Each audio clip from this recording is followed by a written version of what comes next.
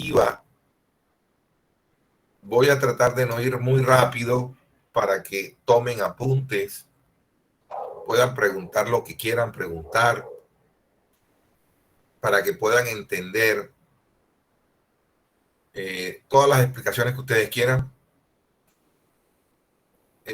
Tomen o graben como quieran, los que puedan grabar, los que puedan hacer toma de las gráficas y de los escritos, pues hagan las tomas y guarden todo eso.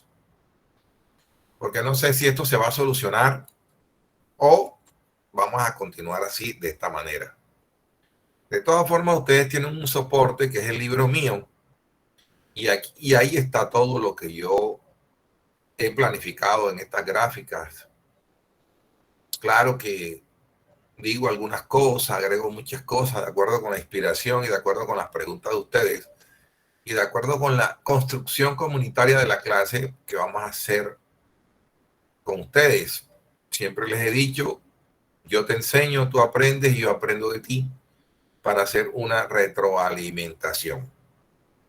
En la clase pasada veíamos lo que era la introducción al derecho y decíamos que esta materia es el inicio de todas las líneas de pensamiento jurídico que ustedes van a ver durante el primer semestre al 10º semestre. Es una línea de apertura a todas las ramas del conocimiento en torno a lo que ustedes están estudiando aquí, que es derecho. Introducción al derecho, por lo tanto, está en contacto con todas las materias que ustedes van a ver en los 10 semestres.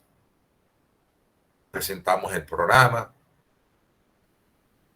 dijimos cómo íbamos a calificar, oímos sus expectativas y dejamos sentadas algunas tareas, como era la lectura del artículo 113 a 121. ¿Y qué es qué? Lo que dejamos, ¿qué es, qué hace y cómo lo hace? El derecho. ¿Qué es el derecho? ¿Qué hace el derecho y cómo lo hace? A ver, Iván Rodríguez, ¿me escucha? Sí, profesor. Iván, ¿qué te dejó la lectura del artículo 113 al 121? Pues me dejó que Colombia es un Estado social de derecho que está constituido por tres ramas principales, que es la legislativa, la ejecutiva y la judicial. La legislativa es la que se encarga de, digamos, hacer las leyes, y la ejecutiva es como, en pocas palabras, el poder. Y la judicial es todo lo que tiene que ver con las fuerzas militares, policiales, fiscalía y todo eso. Ok. Brian Salazar. Brian, ¿cómo está conformado el Ministerio Público? Ahí en esos artículos se dice el Ministerio Público, que es el encargado de vigilar el cumplimiento de la ley por parte de los funcionarios. ¿Quién conforma el Ministerio Público?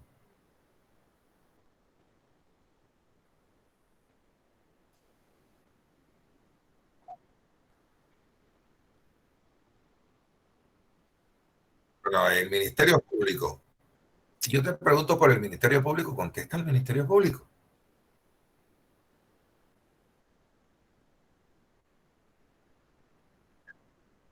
No, pero dime, el Ministerio Público, un momento, el Ministerio Público está integrado por, ajá,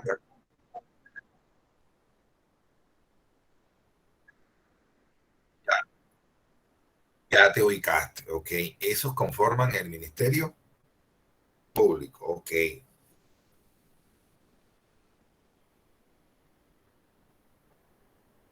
Me habló quién fue, Franje conmigo.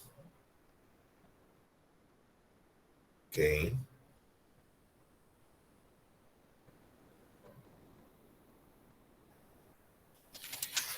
A ver, David Valenzuela.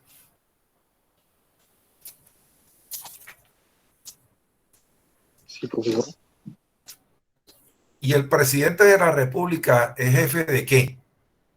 Es el principal, el jefe, un momento, se lo leo exactamente. Es el jefe de Estado, el jefe de gobierno y la suprema autoridad administrativa.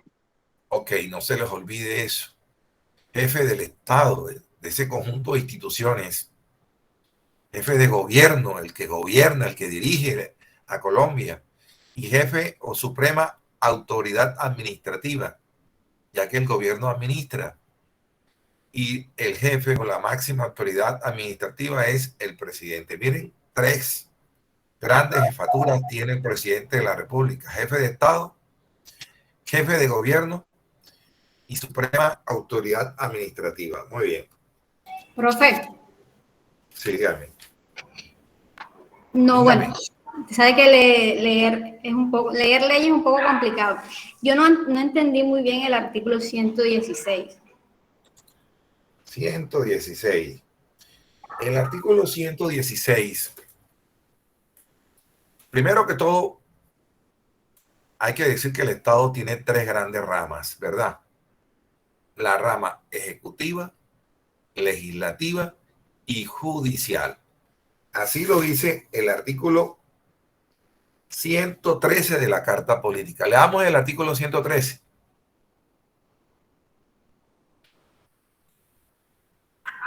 Son ramas del poder público la legislativa, la ejecutiva y la judicial.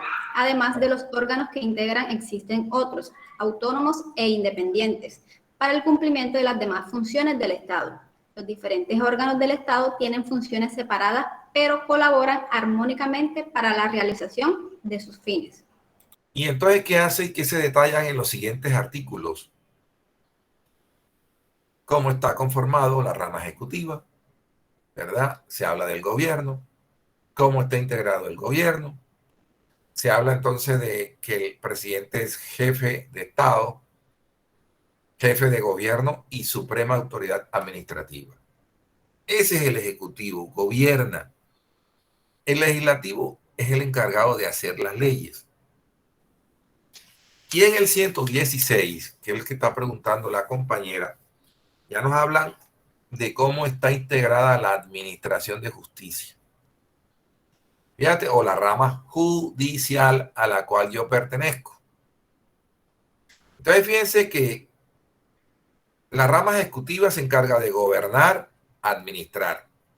La rama legislativa de hacer las leyes a través del Congreso de la República. Perdón, que me está fregando el ojo. Y la rama judicial se encarga de administrar justicia, es decir, de resolver los conflictos.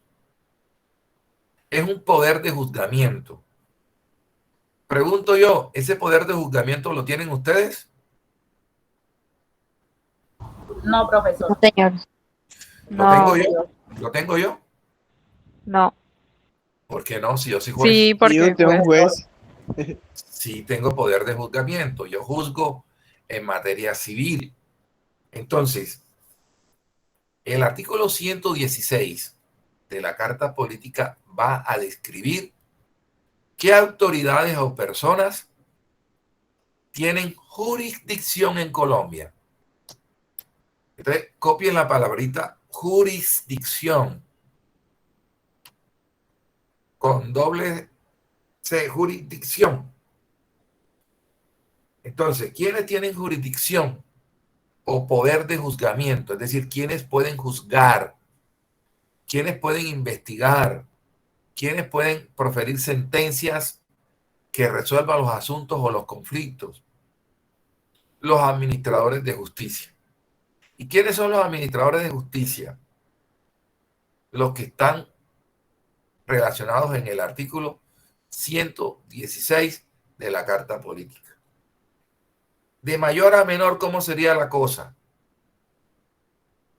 Primero, los jueces. Y hay jueces colegiados y hay jueces unipersonales. Yo soy un juez unipersonal porque soy yo en el juzgado 10º civil del circuito fallando y 7 empleados más. pero el que falla soy yo como juez, el que decide y firma soy yo nada más. Pero hay unos jueces colegiados que se llaman las altas cortes y los tribunales. Pues las altas cortes, ya ahorita déjame exponer y ya resuelvo las preguntas. Las altas cortes, ¿cuáles son? La Corte Suprema de Justicia, el Consejo de Estado y la Corte Constitucional. A nivel departamental, ¿qué hay? Los tribunales superiores. En cada departamento hay un tribunal superior. Y cada departamento se divide en circuitos. O sea que en cada circuito va a haber juzgados del circuito. Juzgados penales del circuito, juzgados civiles del circuito. También hay juzgados civiles municipales, juzgados penales municipales. Toda una organización de la rama judicial que ustedes la van a ver cuando vean la materia teoría general del proceso y cuando vean los procedimientos en quinto, sexto semestre, octavo, van a ver procedimiento civil, procedimiento penal, procedimiento laboral, y allí van a estudiar los jueces encargados de administrar justicia. Entonces, el artículo 116 de la Carta Política lo que nos va a indicar es quiénes administran justicia, quiénes son los que resuelven los conflictos. Y allí, en un listado, se detallan todas las personas y autoridades que administran justicia. Leamos el artículo 116 de la Carta Política, a ver qué dice.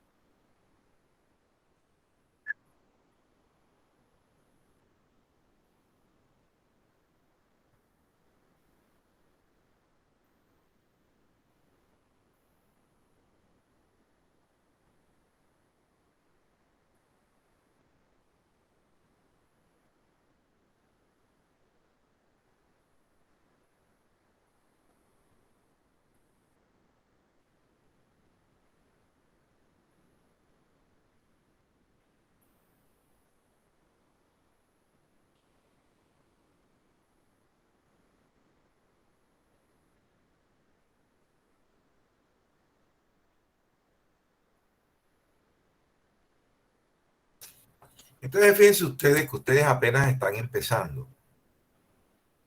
Esta tarea se las dejé para que ustedes se vayan posicionando de qué es el objeto de estudio de ustedes, qué es lo que ustedes van a estudiar o qué es lo que ustedes están estudiando o qué es lo que van a estudiar en los futuros 10 semestres. Es una semblanza del Estado. El Estado entonces tiene una rama ejecutiva, legislativa y una rama judicial y unos órganos de control que están allí detallados, ¿verdad? En el artículo 116 que dice, el Ministerio Público y la Contraloría General de la República son órganos de control. ¿Y cómo está conformado el Ministerio Público? Hombre, por el Procurador General de la Nación, por el Defensor del Pueblo y todos los demás autoridades que están en el 118. Fíjense que el control de la gestión fiscal está a cargo de la Contraloría General de la República. Y luego el 120 nos habla de la organización electoral y de la taxatividad de las funciones de la autoridad del Estado. O sea, todos los funcionarios que se desempeñan en el Estado colombiano tienen sus funciones reguladas por la ley. Nada está dejado al libre albedrío, todo está regulado. Entonces, lo que hay del 113 al 121 es una semblanza general de lo que es el Estado. Luego de eso, pues, ya la Constitución Política después ya los detalla de mejor forma. Más adelante dice de qué se encarga el Congreso de la República. Más adelante, allá en el 228 dice de qué se encarga la rama judicial, de qué se encarga el gobierno, de qué se encarga la Procuraduría, cuáles son las funciones de la Procuraduría, cuáles son las funciones del del Ministerio Público en cuanto a la Defensoría del Pueblo. Entonces, todo eso lo encontramos detallado ¿dónde? En la Constitución Política. ¿Por qué le doy yo importancia a la Constitución Política en introducción al derecho? Porque ahí nos está diciendo el país que somos o cómo estamos organizados, cómo estamos. En la Constitución Política nos lo dice el país que somos. ¿Y qué Estado somos? Cuando le pregunten qué Estado somos, copien en sus apuntes. Somos un Estado social, de derecho, pluralista, participativo y democrático. Ese es el Estado que somos. Social, de derecho. ¿Qué significa social de derecho? Su nombre te lo está indicando. Un Estado en favor de una sociedad, de los derechos de la sociedad, de los derechos sociales. Estado social de derecho. ¿Qué significa de derecho? Dime, Lina Tencia. Profe, inquietud. Los militares, dice justicia, Penal militar. ¿ellos tienen algún trato especial o difiere algo? ¿Son las mismas leyes o por qué No, se divide? el 116 de la Carta Política habla de una justicia especial, que es la justicia penal militar. Entonces, ¿qué pasa con los militares? Aquellos que cometen delitos en ejercicio de sus funciones, ojo, en ejercicio de sus funciones, no por fuera de ellas, porque si cometen delitos por fuera de ella, serán juzgados por la justicia ordinaria. Pero si cometen delitos en el ejercicio de sus actividades, van a ser juzgados por la justicia penal militar. Es decir, los militares tienen sus propios jueces. Es como la jurisdicción indígena. Los indígenas tienen sus propios jueces. ¿Ves? Los indígenas son investigados, sancionados por sus propias autoridades indígenas. Y al lado de esas jurisdicciones especiales, pues existe la jurisdicción ordinaria. Entonces, no quiero meterlos allí más porque eso es clases más avanzadas. Yo debo contactarlos a ustedes en introducción al derecho con las nociones preliminares, pero todo esto del andamiaje de la justicia lo van a conocer en clases especializadas de teoría general del proceso y en los procedimientos especiales, llámese civil, penal, laboral, etcétera. ¿Entendido? Bien. Vamos entonces, ahora sí, ya luego de preguntar. Bien, me faltaba inquirirlos. Dime, Pedro Sandoval.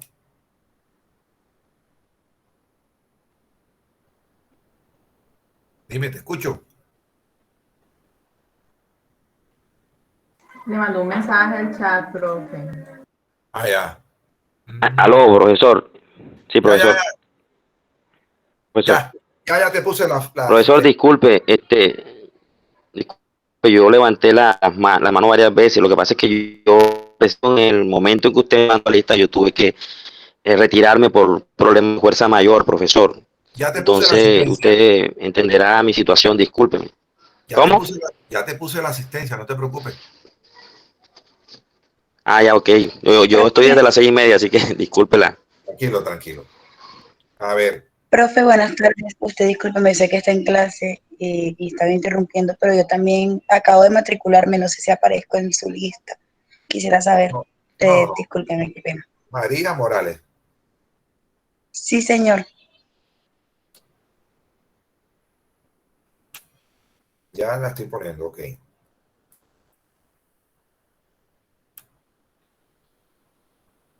Esta sí la voy a dejar libre para que me la contesten. ¿Quién levanta la mano? A ver, ¿qué es el derecho? ¿Qué hace el derecho y cómo lo hace?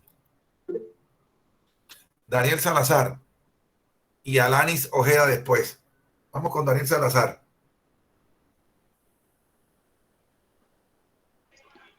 Bueno, profesor, ¿me repite la pregunta? ¿Qué es el derecho? ¿Qué hace el derecho y cómo lo hace?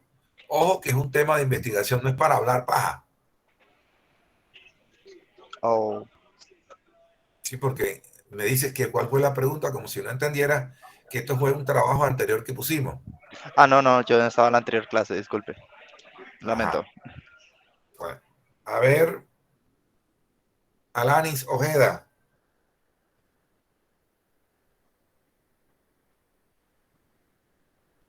Alanis.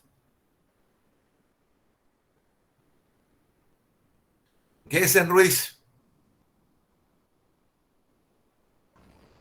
Buenas noches, profe. ¿Quién habla?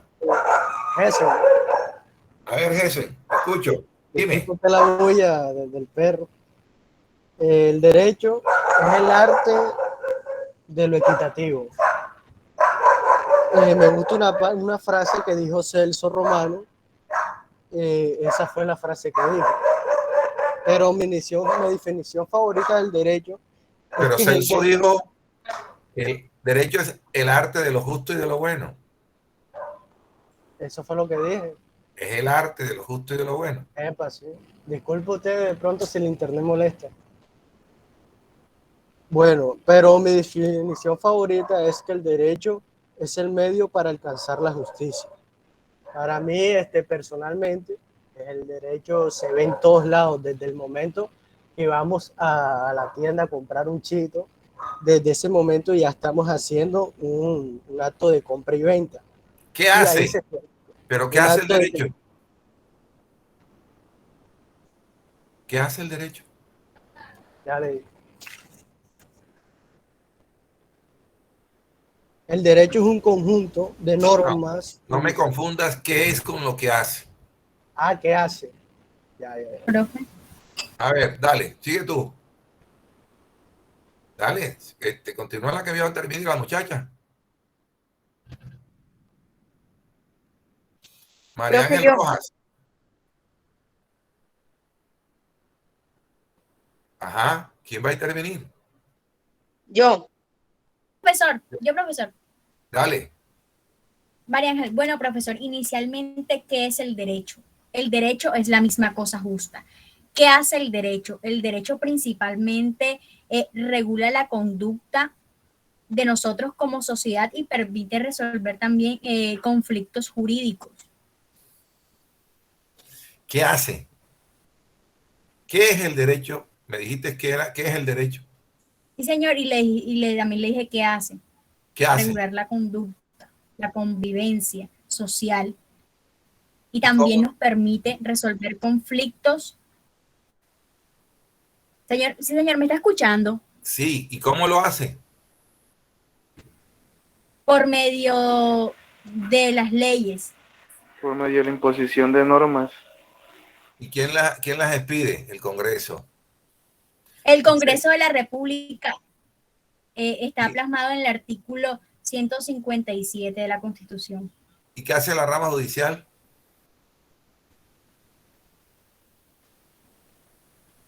Lo acabamos de leer en el 116. ¿Qué hace la rama judicial? Se ocupa de administrar la justicia en Colombia. Administra justicia, resuelve los conflictos. ¿Y qué hace el gobierno? Administra. Administrar las cosas públicas, manejar los servicios públicos, etcétera, etcétera. Eso es lo que ustedes tienen que aprender y que está sencillamente consignado del 113 al 121. Bueno, vamos a continuar entonces, señores, para avanzar porque tenemos que avanzar. Vamos a compartir.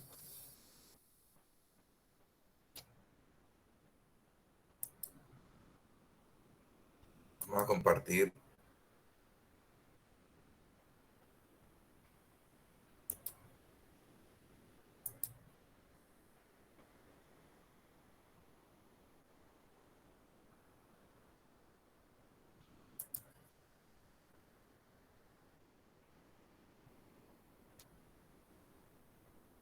¿Están viendo, señores? Sí, señor. Sí, señor. Bien, perfecto, ok. Vamos acá a dejar por donde dejamos. Bien.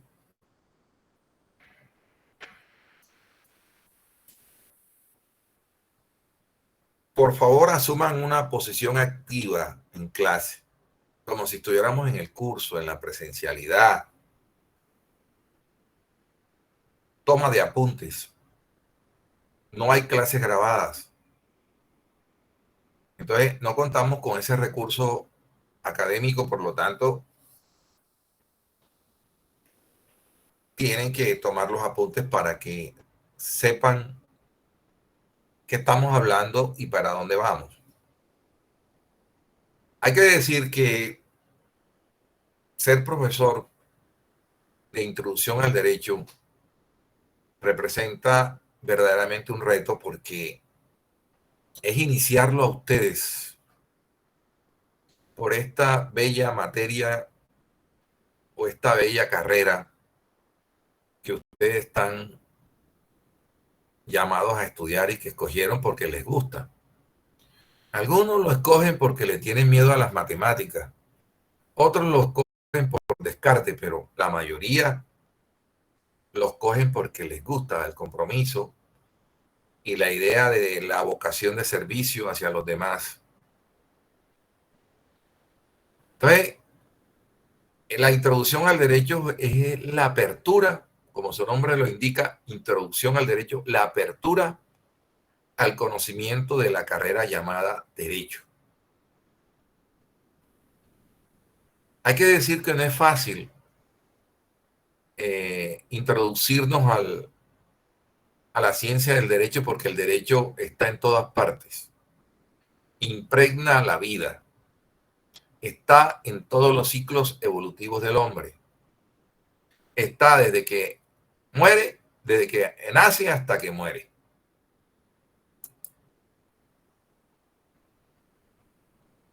Entonces podemos definir e intentar la definición de que introducción al derecho es la apertura, es el abreboca a las demás líneas del conocimiento. ¿Qué buscamos en el estudiante de derecho? Buscamos que adquieran cosmovisión, ver, visualizar el mundo,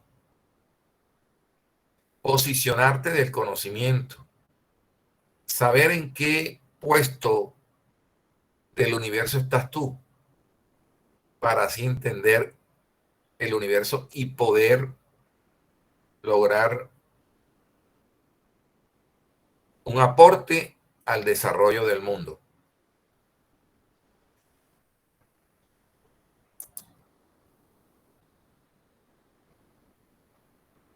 Como ustedes lo ven, el derecho está al servicio del hombre. Es una ciencia. Más adelante vamos a explicar por qué es una ciencia, e indicando que toda ciencia es un conjunto de conocimientos sistematizados que tiene un objeto de estudio y que tiene un método de conocimiento. Eso lo vamos a explicar más adelante. El derecho, hay que decir que esconde lo bueno y esconde lo malo de la humanidad. Y hay una realidad bien conocida, y es que la condición humana nuestra es maximizadora, utilitarista y racionalista. Y puede que coja al derecho como instrumento del bien, pero también puede cogerlo como instrumento del mal. Y ya ustedes saben qué pasa en los avatares políticos, en los enfrentamientos políticos. Cada quien quiere hacer uso del derecho para demostrar que tiene la razón. Hasta el peor asesino hace uso del derecho para alcanzar su libertad, porque tiene derecho a la libertad si es que la tiene, aun cuando haya asesinado. En aquellos estados donde no exista cadena perpetua, pues tendrá que salir algún día. En algunos estados como de los Estados Unidos existe cadena perpetua, y se habla de 3 cadenas perpetuas, 4 cadenas perpetuas, pues. Cada estado tiene su propia organización jurídica. Entonces, hay muchos que cuestionan el derecho porque consideran que el derecho justifica muchas veces que la autoridad se imponga o que las jerarquías sociales se vean como una cuestión natural en una sociedad. O como lo decía Carlos Marx en su época, justifica que una clase social se imponga a la otra. En nombre del derecho se han hecho muchas guerras. Les pongo el ejemplo de cómo Estados Unidos interviene muchas veces en otros pueblos en nombre del derecho, en nombre de la libertad mundial, interviene. Y se han generado guerras en nombre del derecho, en nombre de la religión. Entonces, fíjense que el derecho a muchos ha producido un desencanto, ha producido un desgarramiento social. ¿Por qué? Porque no ha podido el derecho como instrumento de gobierno, de organización y de manejo de la sociedad acabar con la inequidad o con la desigualdad social. Entonces, todas esas críticas que se le hacen al derecho, y para ello es bueno leer a Duncan Kennedy. Apunten ese nombre, Duncan Kennedy, D con C, y el Kennedy con K, Kennedy.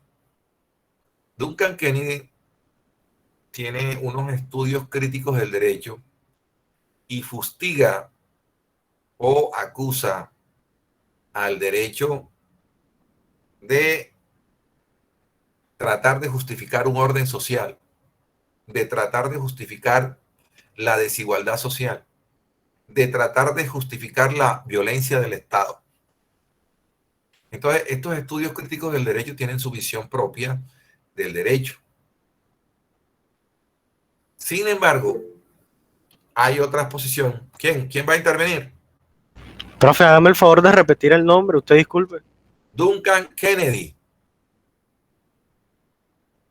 Duncan. Gracias. Kennedy. Con K y con Y al final. Kennedy. Y los estudios pongan en internet Duncan Kennedy.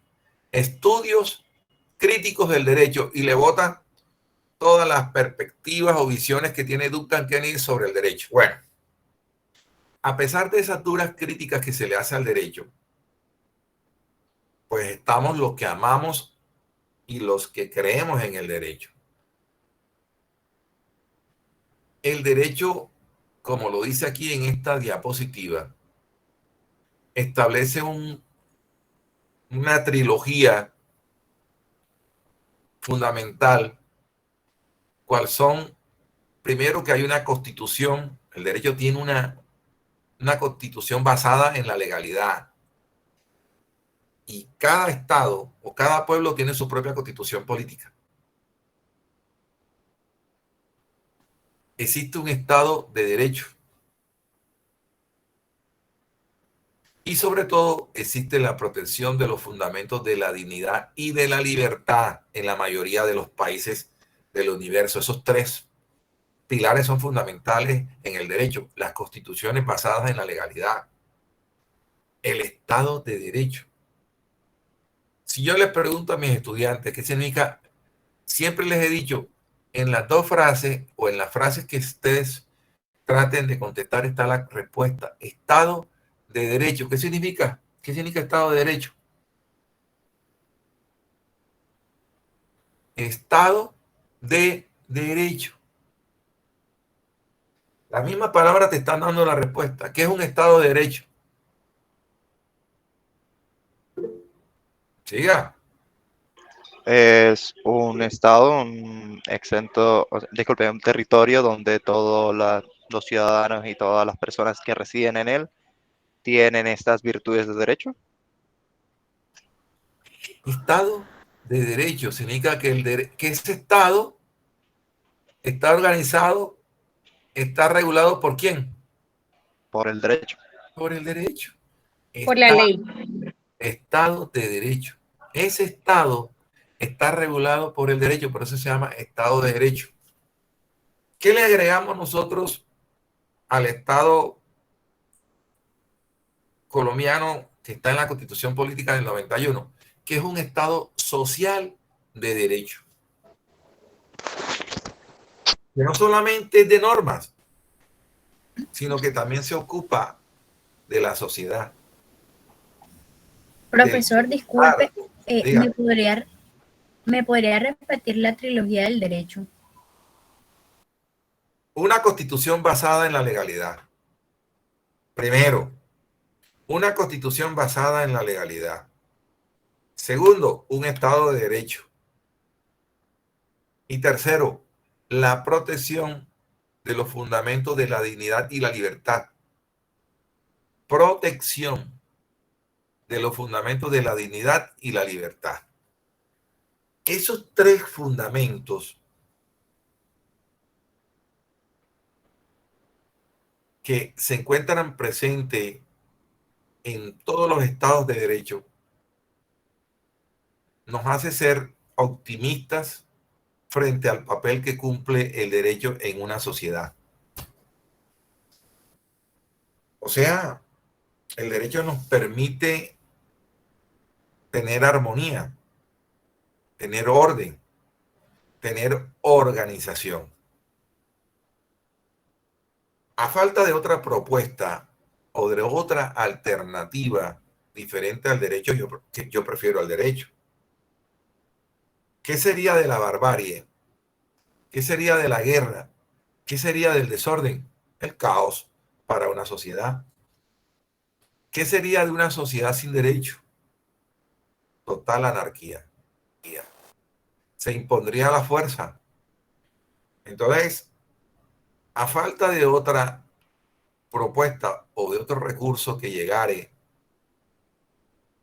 a generar una verdadera democracia, una verdadera igualdad, yo prefiero el papel que está cumpliendo el derecho en esta sociedad. Claro que es cuestionado. Claro que no es un papel puro.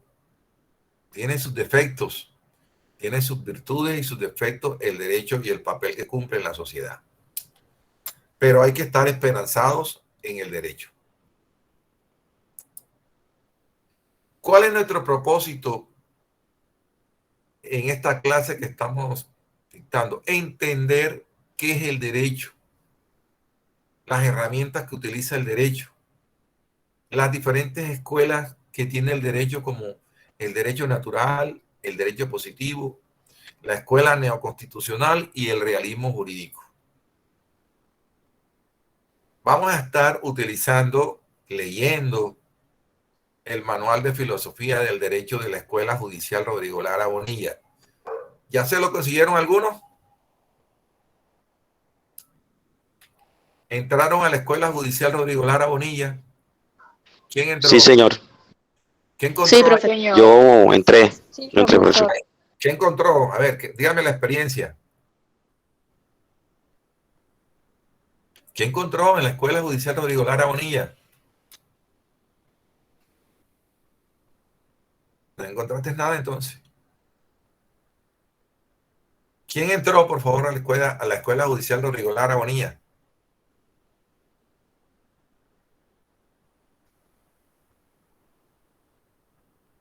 Profe, Dígame. disculpe. Dígame, te escucho.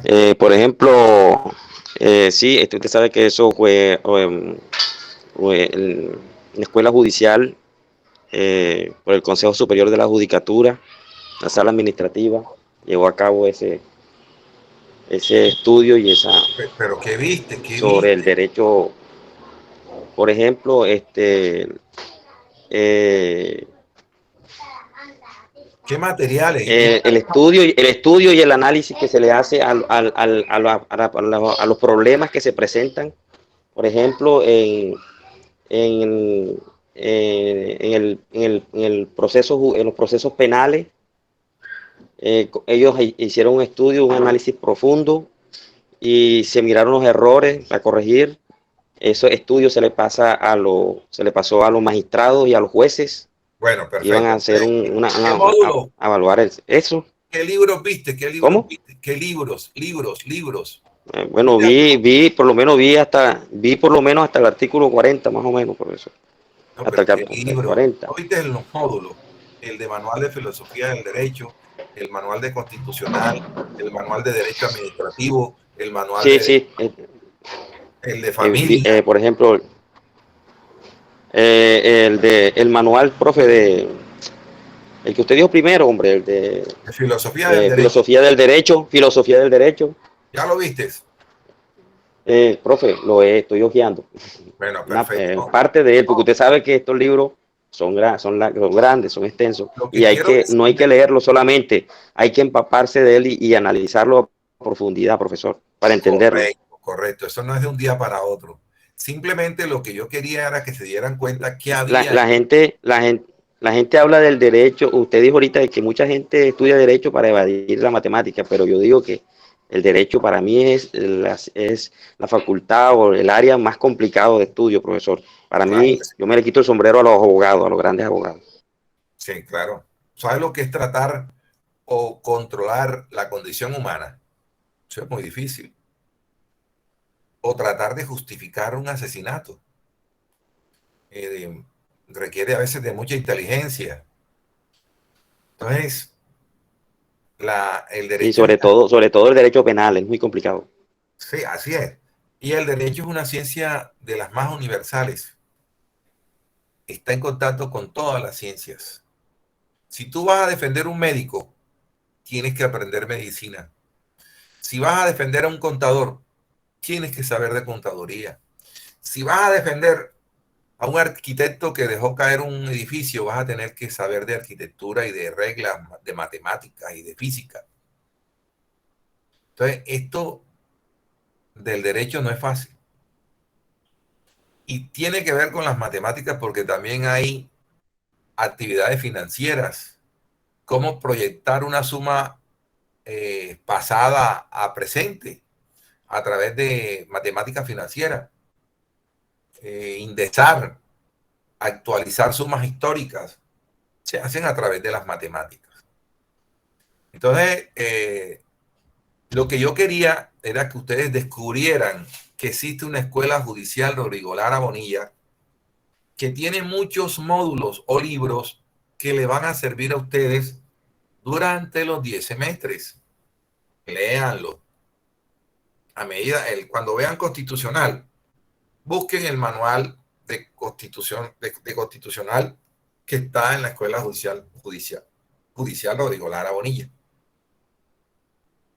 Por ahora, en lo que a nosotros nos corresponde, el manual de filosofía del derecho, lo que es el derecho positivo y lo que es el derecho natural, que creo que son las primeras 60 y pico páginas. Eso lo van leyendo ustedes poco a poco.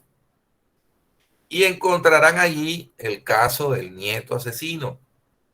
El nieto que asesina al abuelo para heredar. Pero allí se sitúan en Macondo, en un estado mágico, donde ese nieto sí podía heredar. Actualmente en Colombia existen las causales de indignidad que no permiten que una persona que asesine a otra la herede. No, de ninguna manera. Pero allá en el Macondo de su época no existía esa prohibición. Y como no existía esa prohibición, el derecho positivo de la época, defendido por algunos abogados, van a decir tiene derecho a heredar. Y a eso se va a contraponer el derecho natural, basado en el concepto de la justicia, basado en el concepto de la moral, basado en el concepto de los principios, para decir no debe ni puede heredar. Ese es el debate que se va a suscitar allí. Entonces, con la lectura del Manual de Filosofía del Derecho, lo que vamos a alcanzar es un conocimiento sobre las dos escuelas que se enfrentan allí en ese debate del nieto asesino. La escuela del derecho natural y la escuela del derecho positivo. Entonces, necesito que se lo vayan leyendo. Entonces, ese es nuestro propósito, ¿verdad? Presentar una clase con fundamentos filosóficos sencillos que vayamos comprendiendo el derecho poco a poco. ¿Sí? ¿Quién va a intervenir?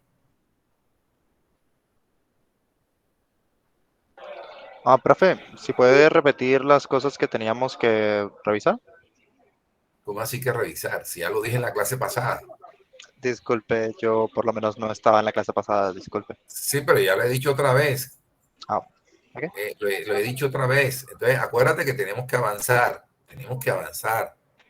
Ya lo he dicho varias veces, ¿entendido? Es el derecho que hace el derecho. Son varios libros, pero de manera progresiva. Claro, y y es que no podemos estar retrocediendo, ¿no? En el tiempo. Tenemos que estar conectados en clase, por favor. No es que nos vayamos para la esquina y de pronto regresemos y no sepamos por dónde vamos. Oiga, profesor, ¿y entonces por qué fue lo que me estaba diciendo? No. La idea no es esa. Yo les repito todo lo que ustedes quieran, pero en su momento. Entonces no podemos estar retrocediendo para repetir porque no vamos a avanzar.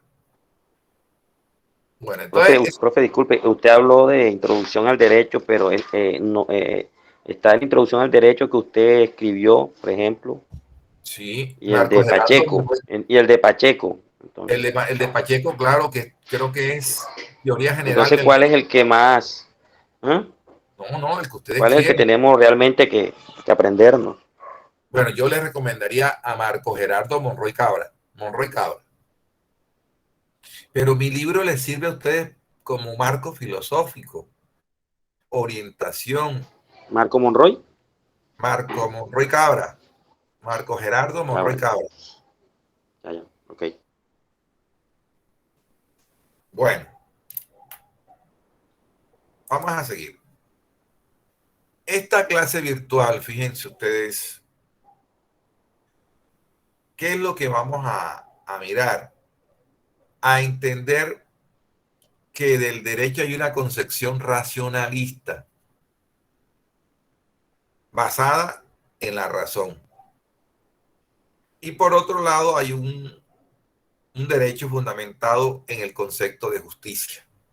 Esos dos conceptos, el derecho basado en la razón, que se plasma en los códigos, y lo que es el propio derecho positivo. Derecho positivo, señores, es el producto de la razón. ¿Y qué produce el derecho positivo? Todas las codificaciones, todos los códigos. ¿Y eso qué es? Derecho positivo. El derecho producto de la razón. El derecho producto del hombre. Y entonces, ¿qué hay al lado de ese derecho positivo? Un derecho natural. ¿Y ese derecho natural en qué está fundamentado? En otra visión totalmente diferente, en que existe un orden cosmológico, en que el hombre nace con derechos, el hombre nace libre e igual a todos. Entonces, eso de mirar que existen unos códigos, pero que a su vez existen unos principios universales, eternos,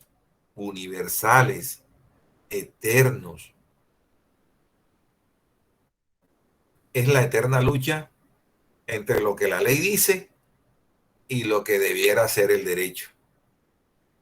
¿Qué reclaman ustedes del derecho? ¿Qué reclamamos, señores estudiantes del derecho? Que el derecho sea ¿qué? Que el derecho sea justo. Eso es lo que reclamamos, que el derecho sea justo, pero de la ley a la justicia a veces hay mucha distancia. Muchas leyes no son justas.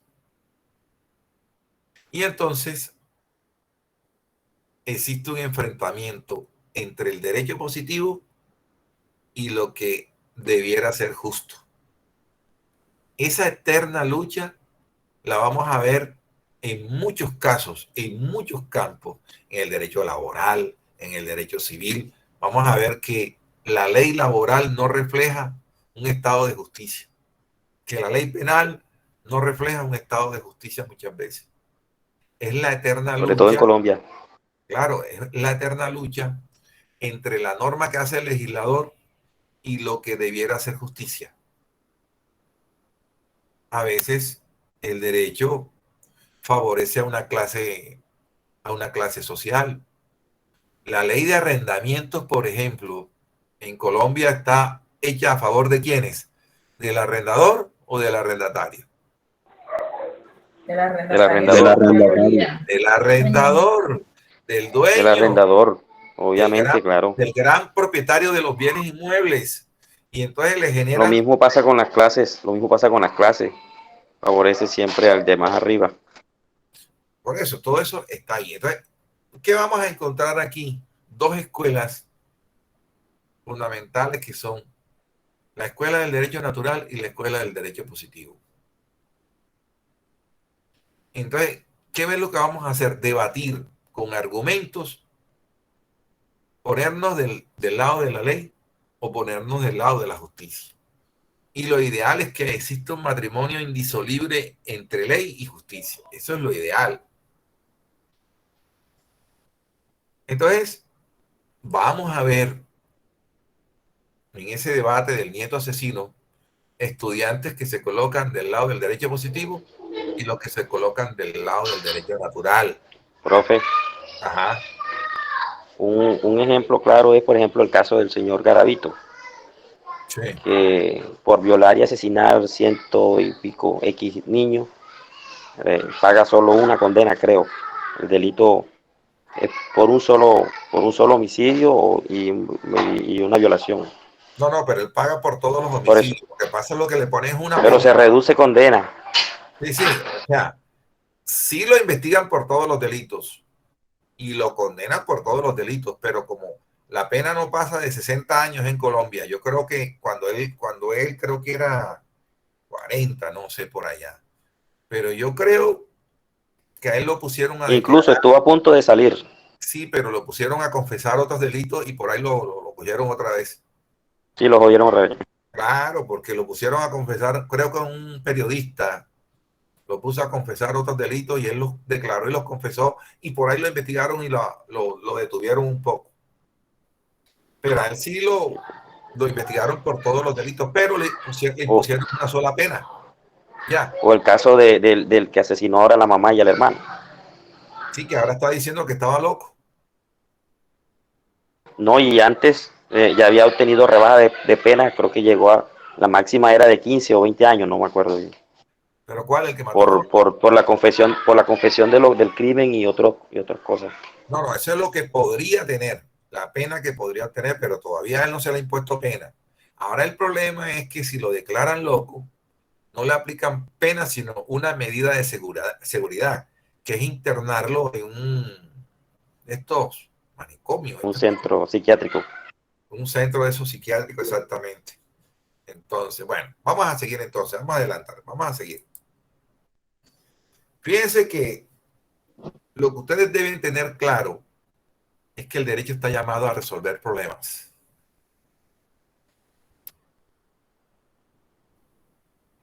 Entonces, el derecho, como ustedes lo definieron aquí, y está definido aquí en la diapositiva,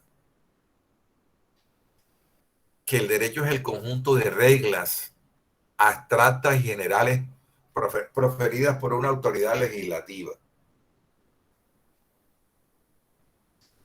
Entonces, no solamente el derecho es un conjunto de normas generales abstractas que las expide una autoridad legislativa, no solamente es eso, sino que el derecho está llamado a cumplir un gran papel y es la de resolver problemas. En cada caso que ustedes vayan a enfrentar en la calle, cuando estén de abogados, va a haber un drama humano. El juez va a trabajar con drama, con objeto material humano. Entonces, aquí en el derecho no existe una regla matemática para resolver los problemas. Cada asunto que se somete a la solución del juez es un reto a la inteligencia del juez. Entonces, señores, ustedes están llamados a resolver problemas. Por lo tanto, las competencias que hay que buscar en mis estudiantes es que aprendan a resolver casos. No, ¿qué es la ley? La ley es el mandato abstracto general e impersonal del legislador que prohíbe, manda, sanciona. ¿Y eso qué? ¿Qué estás haciendo con memorizar y con cantar lo que dice una fórmula gramatical o una oración? Tienes que prepararte para resolver problemas, enfrentar un caso y solucionarlo. Dime. Profesor, cuando dice bueno, que no hay una fórmula matemática para resolver estos problemas, no se puede tomar como fórmula precisamente pues la Constitución, porque después de todo se resuelve cada problema basado en lo que ahí aparece.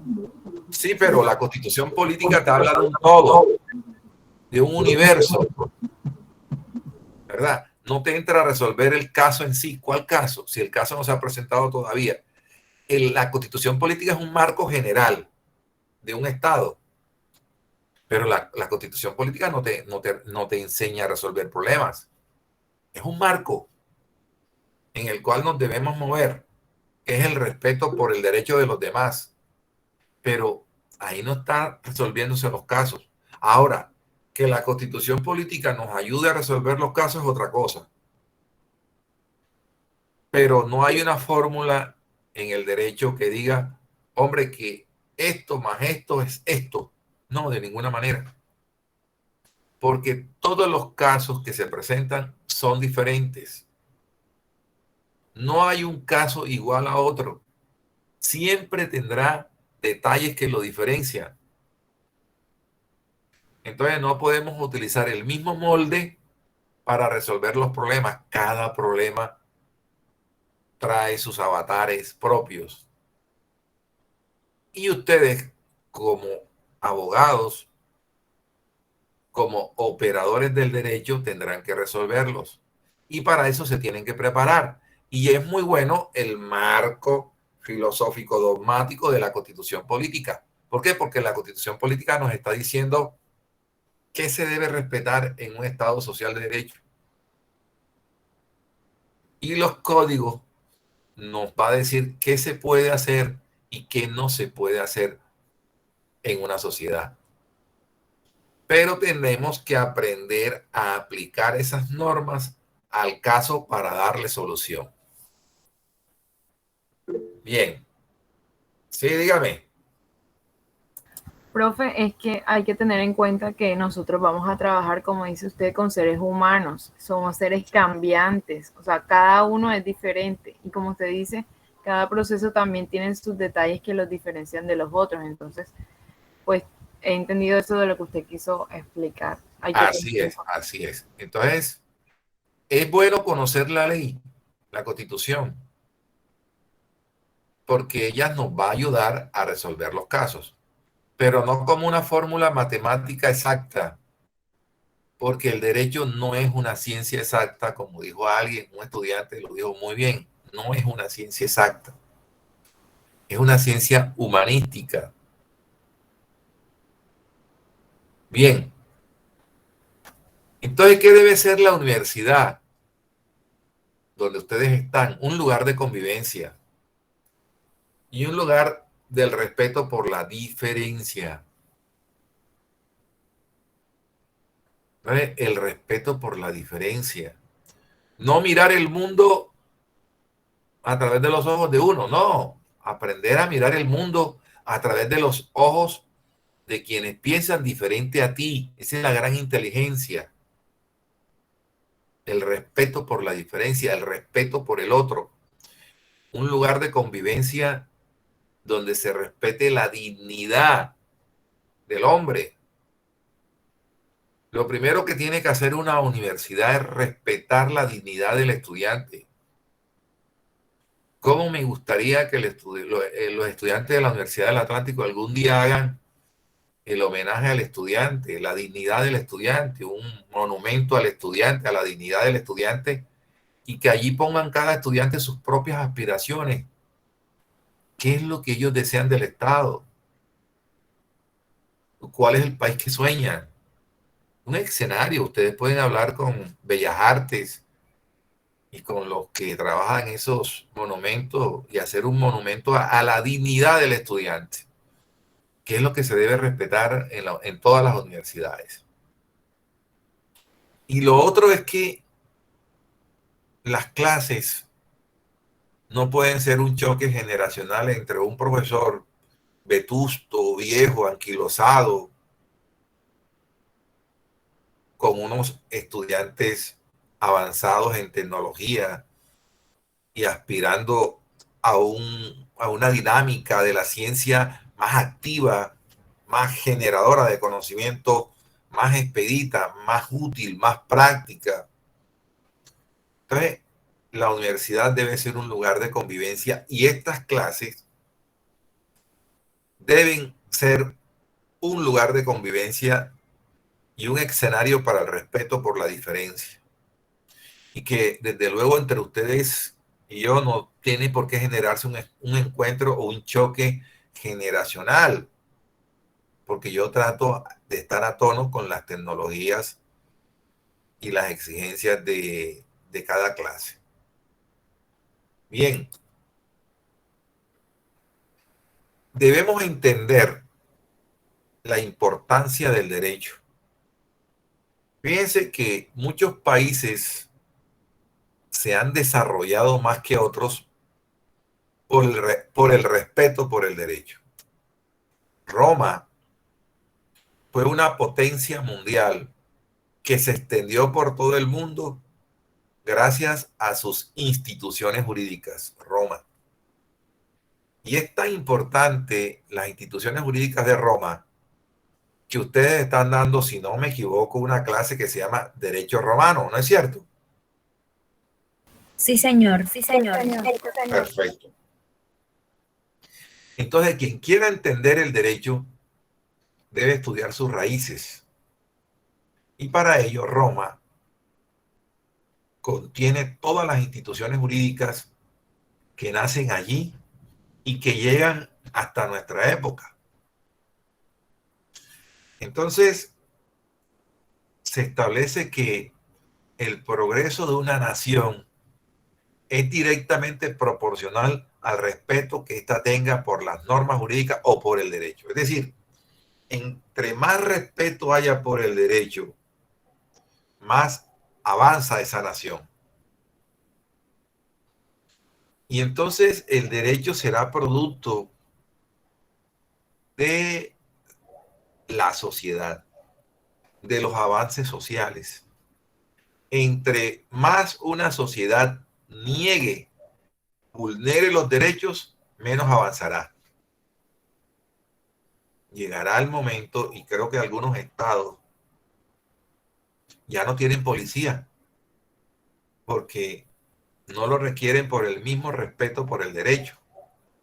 Yo creo que allá por Suiza, Suecia, no sé, hay algo así por ahí parecido. Investiguémoslo. Si en algún país ya no hay policía. Entonces, entre más avanza el respeto por el derecho, más progresa una nación. Claro, hay más tranquilidad, hay más organización. Y el derecho es producto de las transformaciones sociales. Es producto del desarrollo económico. Y fíjense ustedes cómo hablamos de una comunidad primitiva donde allí el derecho era la fuerza. El más fuerte se imponía al otro. No existía el Estado ni existía el derecho. Existía la fuerza, que era lo que se imponía en la comunidad primitiva.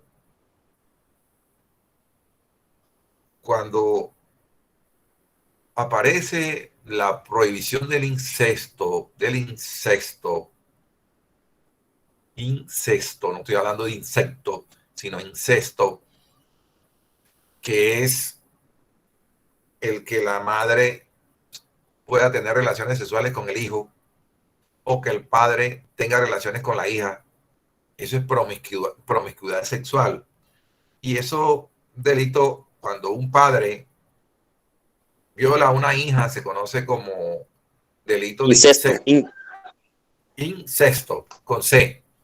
INCESTO, incesto. Entonces, cuando se prohíbe el incesto, una relación incestuosa. Exactamente, que padre e hija, madre e hijo.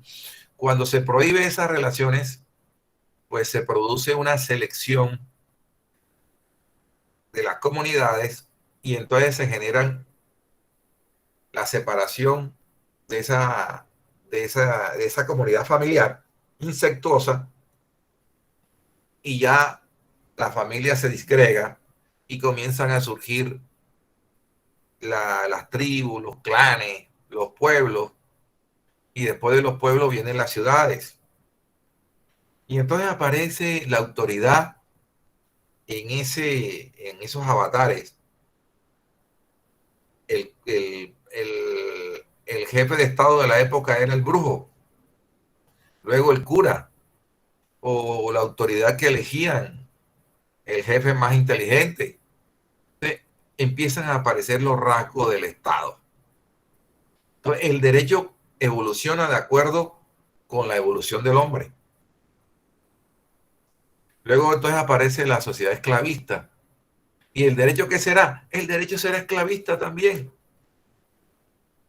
Y luego aparece la sociedad feudalista.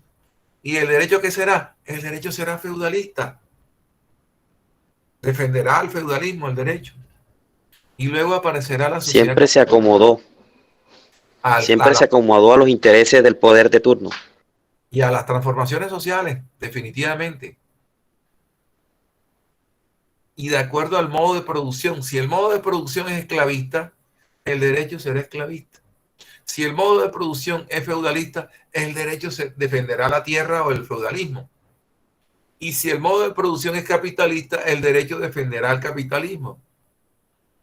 Y ahora estamos entonces en la sociedad digital y el derecho implementará entonces el uso de las tecnologías, de la información y de las comunicaciones en todas las materias, en todas las áreas. Y el derecho no ha sido ajeno a eso. Ya estamos aplicando las TIC, las tecnologías de información y comunicación, en el derecho ya es una realidad. El expediente digital es una realidad. Las audiencias virtuales es una realidad.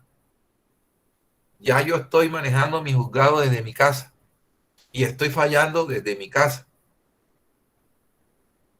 Y como los picos del coronavirus siguen, pues no estamos regresando todavía a la presencialidad y ya los abogados aprendieron a hacer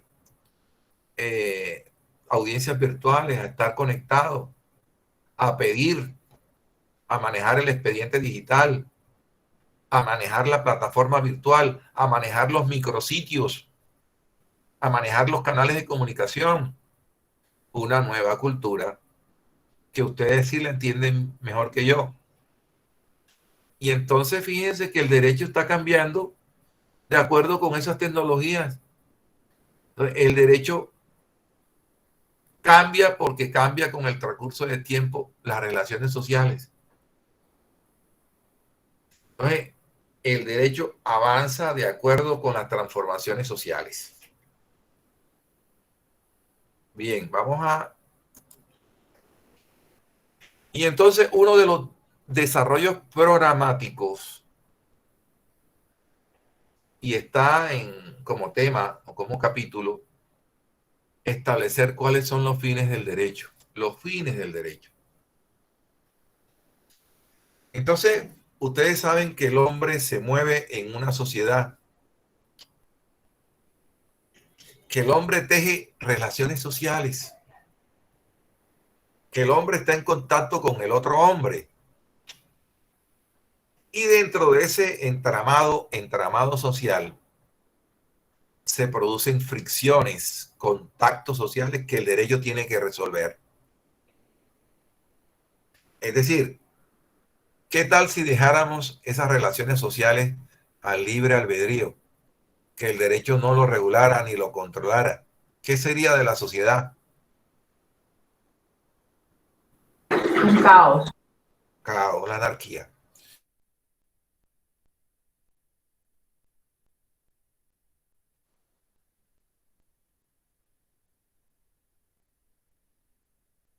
Entonces, fíjense ustedes, política. ¿De quién es la política? De Aristóteles. ¿Y quién fue Aristóteles? Un gran filósofo griego, quizás el más grande. El primero que comenzó a hablar de qué era derecho positivo y qué era derecho natural. Ya lo vamos a ver más adelante cómo él define al derecho natural y al derecho positivo. Entonces Aristóteles dice, mira, el hombre es un animal político, sociable por naturaleza. El hombre que pretende vivir solo o es Dios o es una bestia. La película o la novela Robinson Crusoe, que refleja a un hombre solo en una isla, hasta el mismo Robinson Crusoe necesitó del conocimiento de la civilización para poder subsistir. Si no hubiera tenido conocimiento de la civilización, de cómo subsistir, no hubiera subsistido en esa isla. Entonces, un hombre solo, el mito de un hombre solo, definitivamente es irrealizable, no se puede realizar. El hombre es un ser sociable por naturaleza. Y entonces, todas esas relaciones sociales hay que regularlas. Y entonces, ¿cuál es el fin del derecho? Regular esas relaciones sociales. Repito, el fin del derecho es regular las relaciones sociales a través de normas jurídicas.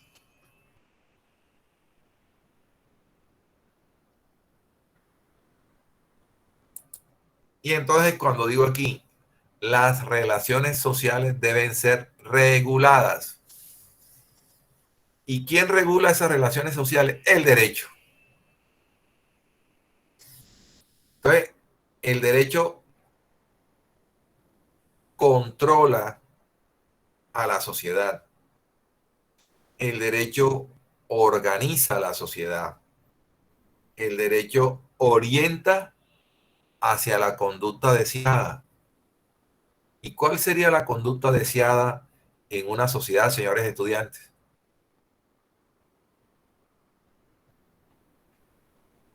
Orden. El orden. Conducta deseada. Profe, que todas las personas, pues como el derecho, como lo dice el derecho natural, o sea, lo ideal, que cada quien manifieste el respeto por los demás, que no, o sea, en una sola palabra, el respeto por el derecho es la conducta deseada. El respeto a los derechos de los demás. El respeto por los derechos de los demás. Necesidad de la ley o la coacción, sino por decisión, por algo superior. Sí, pero definitivamente todo está codificado por el derecho positivo, ¿entiendes? El derecho regula las conductas sociales a través de códigos, a través de la constitución política, a través del derecho positivo. Que exista un orden cosmológico, un derecho natural que diga, hey, el hombre nace libre, el hombre nace igual, ya es otra visión del derecho. Por ahora, tenemos que entender que el derecho positivo de nuestra época nos regula, nos controla, nos organiza, nos orienta. ¿Para qué? Entonces, el derecho amenaza. ¿Para qué? para obtener la conducta deseada. El que matare a otro tendrá una sanción de 60 años. Te estoy amenazando con una sanción para obtener la conducta deseada. ¿Cuál es la conducta deseada? Que no mates. Malinterpreté cuando escuché la conducta deseada, pensé que se refería más como a lo que se esperaría, lo que sería, sí, como ese ideal de la sociedad, sin requerir de pronto precisamente de estas normas, ¿sabes? No, cuando yo hablo de la conducta deseada, me refiero a la técnica que utiliza el derecho para obtener el respeto por el derecho. Y lo decía Hans Kelsen, la técnica de la coacción. El derecho tiene fuerza, el derecho te amenaza, el derecho te sanciona. ¿Y con qué fin lo hace? Con el fin de lograr el respeto por el derecho. La conducta deseada, ¿cuál es? Que tú no mates, que tú no robes, que tú no seas corrupto, que tú no le quites a los demás lo que no es tuyo, que tú respetes los derechos ajenos. Esa es la conducta deseada. Y entonces, ¿cómo lo hace el derecho? Lo hace a través de normas de conducta externa de obligatorio cumplimiento. Es decir, me refiero al derecho positivo, a los códigos, a la constitución política. Entonces, fíjense que ya empezamos a decantar lo que es el derecho positivo con el derecho natural. Ustedes van a estudiar todo lo que existe en los códigos, en la constitución política, que se llama derecho positivo. Y ese derecho positivo, ¿qué es lo que va a hacer? Someter la conducta humana, o sea, es el estudio, para mejor decir, que está allí en la diapositiva. Para ello, la conducta humana debe someterse a normas de conducta externa de obligatorio cumplimiento, que conforman el derecho positivo. Fíjense que se habla de normas de conducta externa de obligatorio cumplimiento. ¿Qué quiere decir eso de normas de conducta externa? Que lo que tú estás pensando allí en tu mente, si nunca sale de tu mente, no le interesa al derecho. Lo que tú estés pensando y nunca lo ejecutas, nunca produce tú con tu conducta una transformación externa, no va a interesar al derecho. Al derecho le va a interesar es la conducta externa, es decir, lo que sucedió, lo que hizo, lo que modificó, lo que extinguió. Entonces, esa conducta externa de obligatorio cumplimiento está establecida en una norma jurídica. Hey, si matas te sanciono. Si robas te sanciono. Son conductas externas de obligatorio cumplimiento que conforman lo que es el derecho positivo. Entonces, ¿qué es lo que vamos a encontrar en los códigos? Normas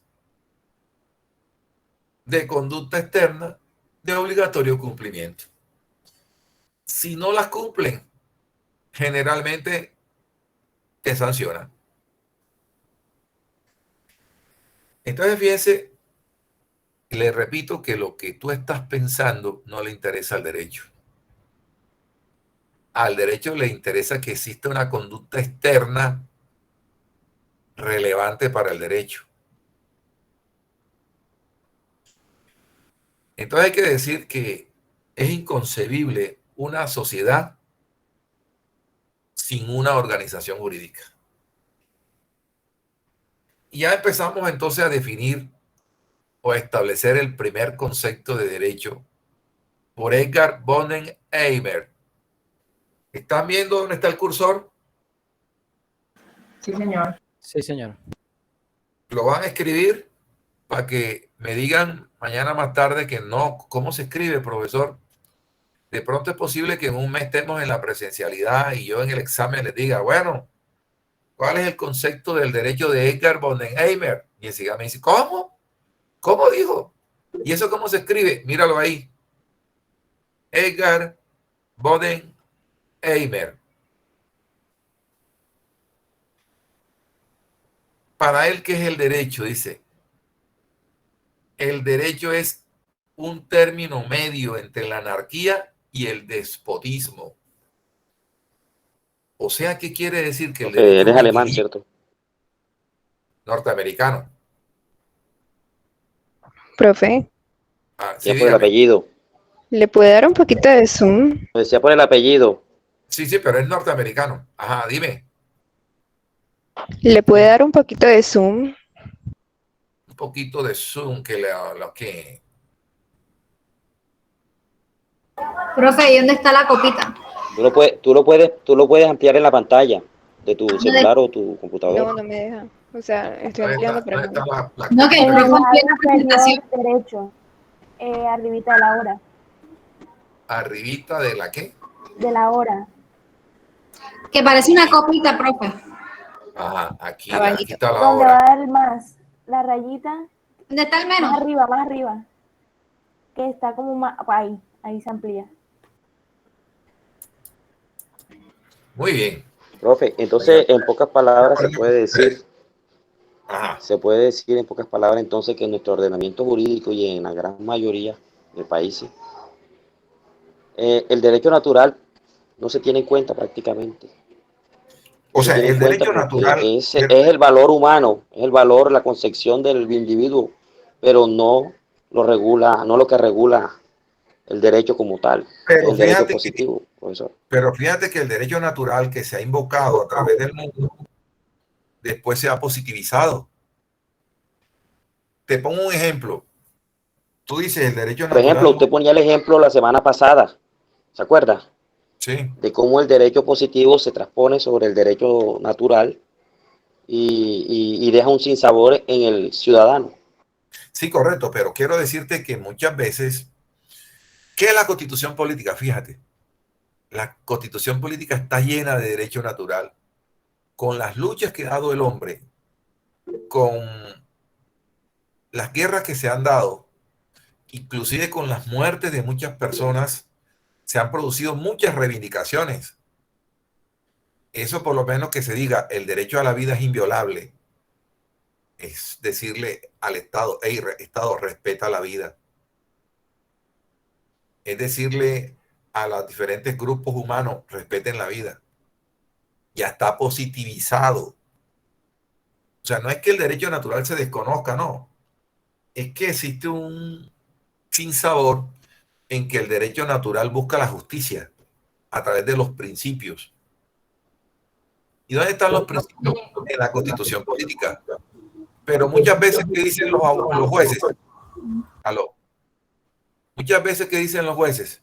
Hombre, los principios son un marco filosófico, pero no me sirven a mí para resolver los problemas. A mí lo que me sirve para resolver el problema es el código penal, el código civil, el código laboral.